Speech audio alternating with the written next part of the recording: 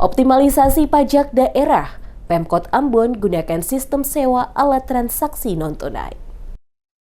Pemerintah Kota Ambon terus berupaya meningkatkan transparansi dan efektivitas pemungutan pajak daerah, khususnya pada sektor rumah makan, hotel, dan parkir. Hingga akhir September, tercatat sebanyak 283 wajib pajak di sektor tersebut telah menggunakan alat transaksi pajak elektronik. Dari jumlah itu, 63 alat merupakan bantuan dari Bank Maluku, sementara sisanya disediakan oleh pemerintah Kota Ambon melalui sistem sewa alat transaksi. Kepala Badan Pengelolaan Pajak dan Retribusi Daerah Kota Ambon, Rolex Siegfried de Vretes, saat memberikan keterangan menjelaskan penggunaan sistem sewa dilakukan agar proses pengawasan dan pemungutan pajak menjadi lebih efisien. Langkah ini lanjutnya diharapkan dapat mempermudah pengawasan dan meningkatkan transparansi antara wajib pajak dan pemerintah. Selain itu, sistem ini mendorong peralihan menuju transaksi non-tunai yang lebih aman dan akurat dalam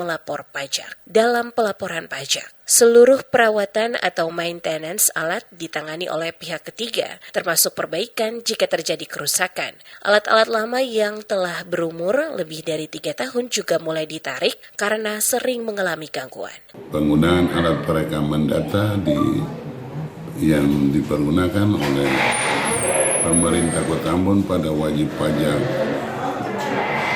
rumah makan, hotel, dan parkir yang saat ini sampai dengan minggu kemarin tuh ada sekitar 283. Dari sisi capaian hingga 25 September 2025, khusus realisasi pajak rumah makan dan hotel di Kota Ambon menunjukkan hasil menggembirakan. Pajak rumah makan telah mencapai 29,2 miliar rupiah atau 76,90% dari target triwulan 3, melebihi target sebesar 75%.